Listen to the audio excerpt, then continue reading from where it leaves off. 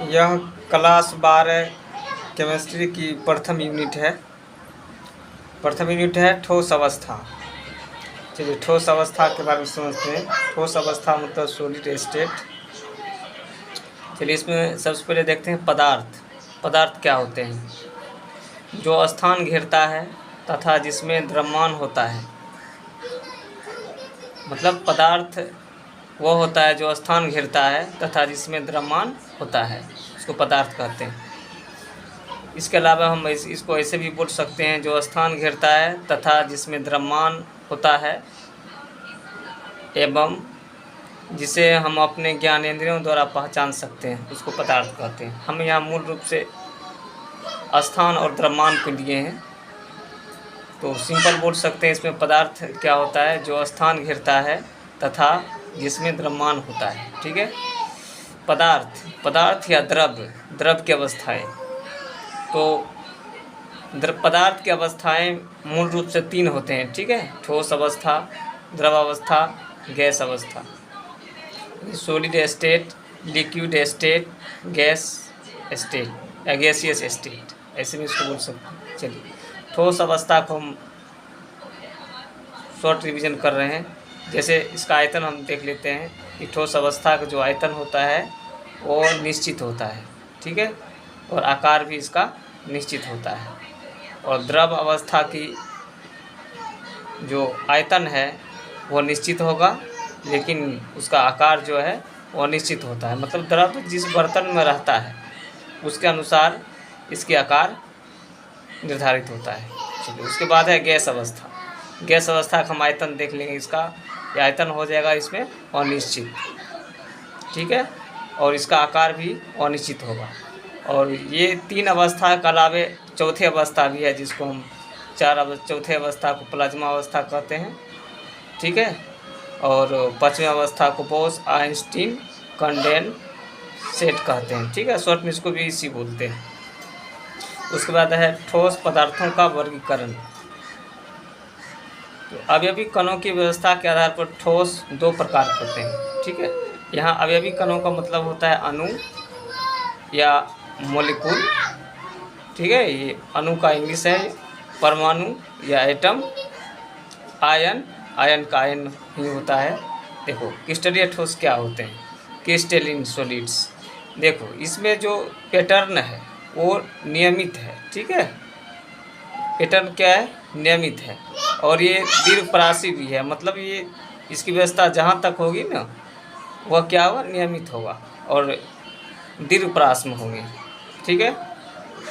और अक्रिस्टलीय ठोस देख लेते हैं। अक्रिस्टलीय ठोस के जो अवयवी कण है ना, अनियमित व्यवस्था में रहते हैं। ठीक है। और ये नियमित पैटर्न इसका जो है वो लघु होते हैं, दीर्घ नहीं होते हैं। इसमें क्या होते हैं? लघु होते हैं। चलिए उसके बाद है क्रिस्टलीय ठोस और अक्रिस्टलीय ठोस में अंतर देख लेते हैं। ठीक है। पहला अंतर है अवयवी कणों की त्रिविम में एक निश्चित व्यवस्था होती है। त्रिविम को मतलब होगा जिसमें तीनों विमाएँ हो। ठीक है। अर्थात दीर्घपरासी व्यवस्था, लॉन्ग रेंज ऑर्डर होता है। मतलब एक निश्चित व्यवस्था में होता है ये, या इसको ऐसे बोल सकते हैं कि दीर्घपरासी व्यवस्था, लॉन्ग रेंज ऑर्डर। ठीक है। इसमें देखते हैं अवयवी कणों की त्रिविम में कोई निश्चित व्यवस्था नहीं होती है। अर्थात लघु परासी व्यवस्था, शॉर्ट रेंज ऑर्डर होता है। मतलब इसका कोई त्रिविम व्यवस्था नहीं होता है। ठीक है।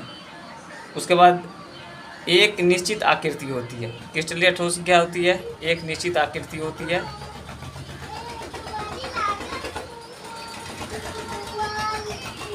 चलिए इसका आनेरा फिगर फिर थोड़ा ऊपर कर लेते हैं। चलिए फिर से एक बार इसका क्विक रिवीजन करते हैं। अवयवी कणों की त्रिविम में एक निश्चित व्यवस्था होती है। निश्चित व्यवस्था मतलब होगा दीर्घपरासी व्यवस्था, लॉन्ग रेंज ऑर्डर होता है। और अक्रिस्टलीय ठोस का अवयवी कणों की त्रिविम में कोई निश्चित व्यवस्था नहीं होती है। इसमें कोई निश्चित व्यवस्था नहीं होता है। अर्थात लघु परासी व्यवस्था, शॉर्ट रेंज ऑर्डर होता है। एक निश्चित आकृति मतलब इसका जो है एक निश्चित आकृति होता है और इसका अनिश्चित आकृति होता है। कणों की दीर्घप्रासी व्यवस्था, तो दीर्घप्रासी होता है, पहले भी हमने यहाँ बता चुके हैं इसके ऊपर। और इसमें जो है लघु प्रासी व्यवस्था होता है। चौथा देख लो, गलनांक निश्चित व तीक्ष्ण होता है, मतलब निश्चित भी होगा और तेईस होगा, ठीक है। इसका गलनांक निश्चित व तीक्ष्ण नहीं होता है, मतलब ये धीरे धीरे होता है। इसका शीतलन वक्र और सतत होता है। हमने यहाँ शीतलन, जैसे मानिए कोई धातु को गर्म करते हैं, गर्म करने के बाद उसको ठंडा करना है, तो ऐसे ठंडा होता है, ऐसे रूप से, ऐसे फिर ऐसे फिर ऐसे। कहने का मतलब ये उसका ग्राफ है, वह सीधे ठंडा नहीं होता है, मतलब औसत होता है। फिर ठंडा होगा, फिर कुछ समय के लिए बराबर टेम्परेचर पर रहेगा, फिर उसके बाद ये ठंडा हो जाएगा, ठीक है। इसमें देखो, इसमें लिखे हैं शीतलन वक्र सतत होता है, मतलब जैसे हम प्लास्टिक है, वो गर्म हो जाएगा तो धीरे धीरे ठंडा हो जाएगा, ठीक है। 6 नंबर है विषम देशिक होते हैं। विषम देशिक का मतलब होता है अनियमितता। ये जैसे मान लीजिए कि यहाँ से इधर देखेंगे, फिर इधर से देखेंगे, इधर से, मतलब इसमें कोई कण मिल सकता है या नहीं भी मिलेगा, ठीक है। मतलब यह अनियमितता को बताता है। अनियमितता मतलब हो जाएगा इसमें डिफेक्ट, जो हम इसके बारे में आगे बताएंगे। विषम देशिक का मतलब अनियमितता से है, जो डिफेक्ट के रूप में आगे इसका डिस्कस किया जाएगा। उसके बाद है ये समदेशिक होते हैं, मतलब ये कहीं भी किसी भी दिशा में चलेंगे तो इसमें कण बराबर मिलते रहेंगे, ठीक है, ये मिलते रहेंगे, तो इसमें डिफेक्ट नहीं होते हैं। चलिए, उसके बाद है काटने पर स्पष्ट विदलन होता है, मतलब हम किसी क्रिस्टलीय ठोस को काटेंगे तो इसका काटे हुए भाग का जो क्षेत्रफल है वह स्पष्ट दिखाई पड़ेगा। और काटने पर अस्पष्ट विदलन होता है, मतलब यहाँ काटेंगे इसको तो इसमें स्पष्ट दिखाई नहीं पड़ेगा, इसका विदलन स्पष्ट नहीं होगा। देखो, इसे वास्तविक ठोस कहते हैं, ठीक है। और ये अतिसिद्ध द्रव इसको कहते हैं, या आभासी ठोस इसको हम बोल सकते हैं। 9 नंबर देखते हैं, गलन उष्मा निश्चित होते हैं। इसकी जो गलन उष्मा है, गलने की जो उष्मा है वो निश्चित होती है, और इसकी गलन उष्मा जो है वो अनिश्चित होती है अक्रिस्टलीय ठोस की। इसका एग्जाम्पल देख लो, कॉपर हो जाएगा, आयरन हो जाएगा, सिल्वर हो जाएगा Ag, उसके बाद ZnS हो जाएगा, NaCl etc। उसके बाद इसका देखो कांच, रबर, प्लास्टिक आदि, इसका एग्जाम्पल है, ठीक है। चलिए, उसके बाद हम देखते हैं क्रिस्टलीय ठोसों का वर्गीकरण, क्लासिफिकेशन ऑफ क्रिस्टलिन सॉलिड। तो इसमें पहला उसका हो जाएगा आयनिक ठोस, ठीक है। क्रिस्टलीय ठोस का जो पहला वर्ग है वो हो जाएगा आयनिक ठोस, आयनिक सॉलिड्स। देखो, इसमें आयन होते हैं, ठीक है। आयनिक बॉन्ड स्थिर विद्युत आकर्षण बल या ESF होता है, इलेक्ट्रोस्टैटिक फोर्स, ठीक है। इसमें जो बॉन्ड, जो आयनिक बॉन्ड होते हैं या स्थिर विद्युत आकर्षण बल होता है, ठीक है, शॉर्ट में उसको ESF कहते हैं। एग्जाम्पल उसका हो जाएगा इसमें NaCl, CaO, Na2SO4, ठीक है। चलो, सहसंयोजक या इसको बोल सकते हैं नेटवर्क ठोस। तो इसमें परमाणु होते हैं, अभी अभी कण क्या होते हैं, इसमें परमाणु होते हैं, और उनके बीच जो बंध होता है सहसंयोजक बंध होता है, इसको हम कोवैलेंट बॉन्ड कहते हैं, ठीक है। एग्जाम्पल हो जाएगा इसका हीरा, ग्रेफाइट और सिलिका कार्बाइड, ठीक है। आणविक ठोस 3 नंबर है, इसमें आणविक ठोस यानी मोलेकुलर सॉलिड्स, और इसमें अणु होते हैं, परमाणु होते हैं, यानी अभी कण अणु होते हैं और परमाणु होते हैं। और परिक्षेपण, लंदन या वंडरवल इसके बीच कार्य करते हैं। और द्विध्रुव आकर्षण या H बॉन्ड होता है इसमें आणविक ठोस में। एग्जाम्पल हो जाएगा H2, ये सॉलिड है, HCl ये भी सॉलिड है, H2 ये भी सॉलिड है। 4 नंबर इसका धात्विक ठोस, ठीक है। ठीक है, फिर से इसका क्विक रिवीजन करते हैं आणविक ठोस का। तो इसका अवयवी कण अणु होता है या परमाणु हो सकता है। ठीक है, प्रक्षेपण, लंदन, वंडरवन बल इनके बीच कार्य करते हैं। द्विध्रुव आकर्षण बल इनके बीच होते हैं। ठीक है, एच बॉन्ड, इसमें एच बॉन्ड होता है। एग्जाम्पल हो जाएगा H2, HCl, ये सब ठोस में है H2O। धात्विक ठोस देखते हैं। ठीक है, धात्विक ठोस में धनायन व इलेक्ट्रॉन होते हैं। ठीक है, और इसमें धात्विक बंध होते हैं, मेटेलिक बॉन्ड होते हैं। इससे कॉपर हो जाएगा Ag, Au, Mg, FeCr, ये सब इसका एग्जाम्पल होगा। इसका हम शॉर्ट रिवीजन करा रहे हैं, फिर इसको हम बारी बारी से पढ़ेंगे। जिसे हम पहला बताए थे आयनिक ठोस।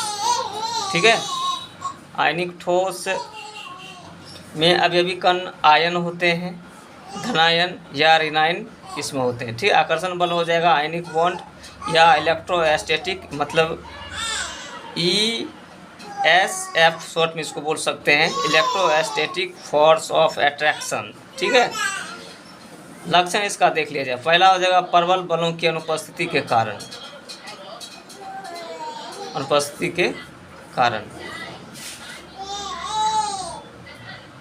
ये कठोर व भंगुर होते हैं एवं इनके गलनांक व क्वथनांक भी उच्च होते हैं। चलिए, उसका दूसरा इसमें देखेंगे। दूसरी लक्षण है धनायन ऋणायन से तथा ऋणायन धनायन की निश्चित संख्या से घिरा होता है। मतलब धनायन जो होता है ऋणायन से तथा ऋणायन धनायन की निश्चित संख्या से घिरा होता है। यहाँ संख्या R+ और R- पर निर्भर करती है, नहीं उसकी त्रिज्या पर निर्भर करती है। तीसरा है ठोस अवस्था में विद्युत के कुचालक परंतु गलित या विलयन अवस्था में सुचालक होते हैं। ठीक है, जैसे होगा NaCl, KCl, KClO3, MgO etcetera, ठीक है। इसमें चलिए, उसके बाद उसका अगला है, इसमें हम आयनिक ठोस के बारे में देखें। उसके बाद हम देखने वाले हैं इसमें।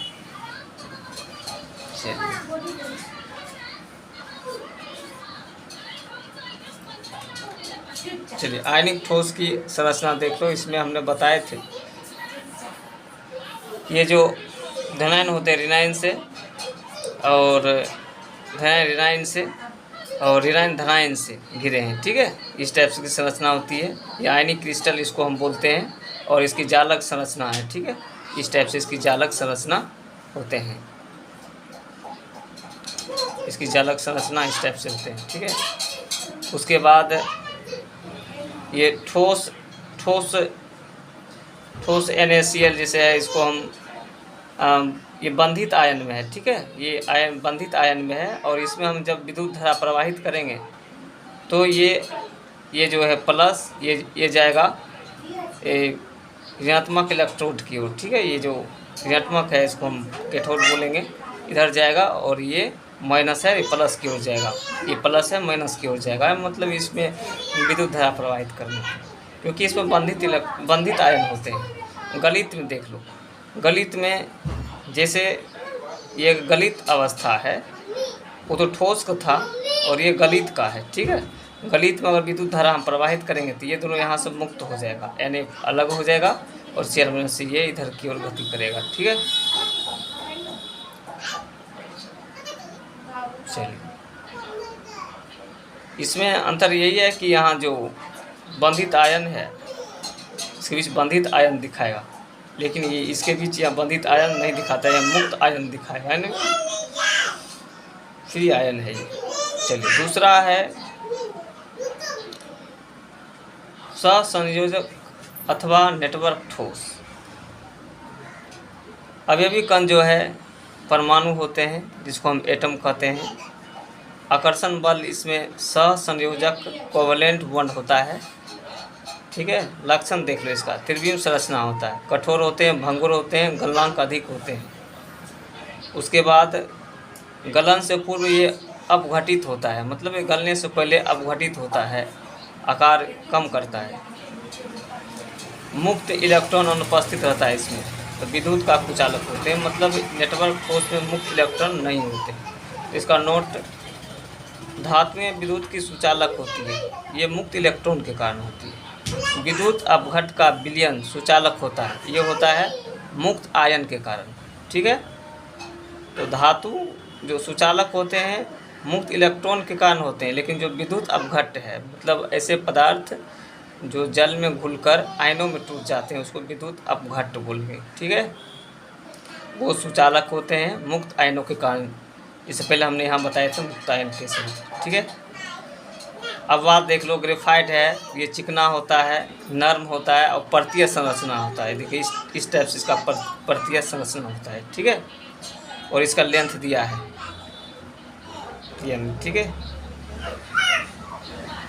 विद्युत का सुचालक होते हैं क्योंकि इसमें जो मुक्त इलेक्ट्रॉन पाए जाते हैं। ठीक है, मुक्त इलेक्ट्रॉन जैसे कार्बन जो है, ये कार्बन है, और ये इसमें कार्बन के बाह्य कक्षा में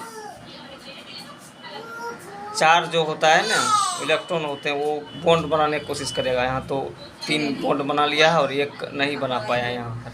यहाँ भी देख सकते हैं, यहाँ 3 बॉन्ड, एक इधर एक इधर एक इधर, और एक बच गया है, ये हो जाएगा मुक्त इलेक्ट्रॉन का काम करेगा। ठीक है, उसके बाद है आणविक ठोस। यहाँ जो ये विद्युत का सुचालक होते हैं। ठीक है, नेटवर्क ठोस, ये जो कार्बन है, कार्बन की बाहरी कक्षा में 4 इलेक्ट्रॉन है, जो कि यहाँ जो है 3 के साथ ही साझा किया, लेकिन एक बच गया, ये मुक्त इलेक्ट्रॉन है। चलिए उसके बाद देखते हैं आणविक ठोस यानी मोलिकुलर सॉलिड्स। इसमें अवयवी कण जो है अणु होता है, और ये 3 प्रकार का होता है। ठीक है, पहला हो जाएगा अध्रुवीय आणविक ठोस यानी नॉन पोलर मोलिकुलर सॉलिड। दूसरा हो जाएगा ध्रुवीय आणविक ठोस H। ठीक है, तीसरा है H आबंधित आणविक ठोस। ठीक है, H बॉन्डेड MS। अब इसमें देख लेते हैं, पहला है अध्रुवीय, जो हमने यहाँ बताए थे, यहाँ है अध्रुवीय आणविक ठोस। ठीक है, इसमें अवयवी कण जो है अध्रुवीय अणु या परमाणु होते हैं। ठीक है, एग्जाम्पल इसका हो जाएगा H2 सॉलिड में Cl2 सॉलिड है, I2 सॉलिड है, और इसमें हो जाएगा CCl4 कार्बन टेट्राक्लोराइड। ठीक है, और Ar आर्गन इसमें हो जाएगा, ये भी सॉलिड में रहेगा। चलिए इसका हम इसमें H2 के बारे में समझिए। जैसे ये जो है H2 और इसके बीच जो ये बंद होते हैं ना, उसमें जो इलेक्ट्रॉन होते हैं वो बीच में रहेगा। ठीक है, हम यहाँ पर बीच में लिखे हैं, इसलिए अध्रुवीय सचक बंद ये बनाते हैं, इसमें कोई ध्रुव नहीं है। उसके बाद देखो उसी टाइप से ये फिर H2 है, और इन दोनों के H2 के बीच जो बंद है, ठीक है, ये H2 के बीच बंद है, यहाँ भी है और यहाँ भी है। उसको कहेंगे वांडर वाल बल या लंदन बल या प्रक्षेपण बल या प्रकीर्णन बल। ठीक है, उसी टाइप से हम AR के बारे में देखो, AR के बीच। ठीक है, तो आकर्षण बल इसमें हो जाएगा वांडर वाल बल। ठीक है, इसके बीच लग रहा है, इसको लंदन बल भी बोलेंगे। ठीक है, गलनांक इसका बहुत कम होगा, इसका गलनांक क्या होगा, बहुत कम होगा। मुक्त इलेक्ट्रॉन या मुक्त आयन इसमें अनुपस्थित होता है, यानी अध्रुवीय आणविक ठोस में, इसलिए क्या ये कुचालक होता है। चलिए उसके बाद वांडरवाल बंद, ये क्या होते हैं, जोहानन वांडरवाल के इस फैक्ट में इसका नाम रखा गया है। उसके बाद है इसमें लंदन फोर्स, फ्रिटज लंदन, इस बल को फ्रिटज लंदन ने भी डिस्कस किया था। ठीक है, तो ये इसका हो जाएगा लंदन बल भी इसको बोलेंगे। और ये लंदन फोर्स है 1/r पावर कितना हो जाएगा इसमें 6 का क्या होते हैं, ये 1 लंदन फोर्स होते हैं 1/r पावर 6। ठीक है, उसकी त्रिज्या का, जैसे मान लीजिए कि यहाँ पर जैसे मान लीजिए कि ये धनायन है, 2 धनायन है। ठीक है, इसके बीच हमने लंदन फोर्स लगाएंगे, ये दोनों r दूरी पे है, तो लंदन फोर्स हो जाएगा इसका r का 1/r का पावर 6 जो यहाँ पर हमने लिखे हैं। और LF केवल ये 500 pm के बराबर या उससे क्या होते हैं, ये कम होते हैं। ठीक है, LF परमाणुओं के आकार के समानुपाती होता है और गलनांक जो होता है ना LF जो होता है ना बहुत कम होता है। इसका गलनांक जो है, गलनांक LF जो है ये कम होता है, यानी वीक होता है। ठीक है, LF के समानुपाती होता है, यानी ये वीक होता है। दूसरा है इसमें ध्रुवीय आणविक ठोस, पोलर मोलिकुलर सॉलिड। जैसे हमने यहाँ पे एग्जांपल लिया है Cl का, तो इसमें जो इलेक्ट्रॉन है यहाँ पर, और ये बीच में न रहकर ये क्लोरीन की ओर सरका रहेगा, क्योंकि क्लोरीन का विद्युत ऋणात्मकता हाइड्रोजन से ज़्यादा है, इधर की ओर सरका रहेगा। ठीक है, इधर सरका रहेगा, उस पर माइनस आवेश को हमने यहाँ पर दिखाए हैं, ये माइनस आवेश है। ठीक है, और ये प्लस है, और ये मतलब चार्ज इसको माइनस है, इसको प्लस है। ठीक है, और यहाँ भी देखो जो डबल लिए हैं तो इसके बीच जो बंध बनता है उसको कहते हैं, ये द्विध्रुव बन गया ना, द्विध्रुव आकर्षण बल। ठीक है, ये दोनों के बीच जो बंध बना है HCl फिर HCl के बीच वो द्विध्रुव आकर्षण बल होगा, क्योंकि ये सब ध्रुव बन गए हैं, माइनस में या प्लस में। अब ये जो ये बंध है इसको बोलेंगे ध्रुवीय सहसंयोजक बंध, क्योंकि ये सहसंयोजक करके बनाया है, सहसंयोजन इसका हुआ है। ठीक है, और इसके बीच जो बंध होता है उसको बोलते हैं द्विध्रुव आकर्षण बंध, डायपोल अट्रैक्शन बॉन्ड। ठीक है, चलिए इसके बारे में और है, फिर अगली क्लास में बताया जाएगा। ओके।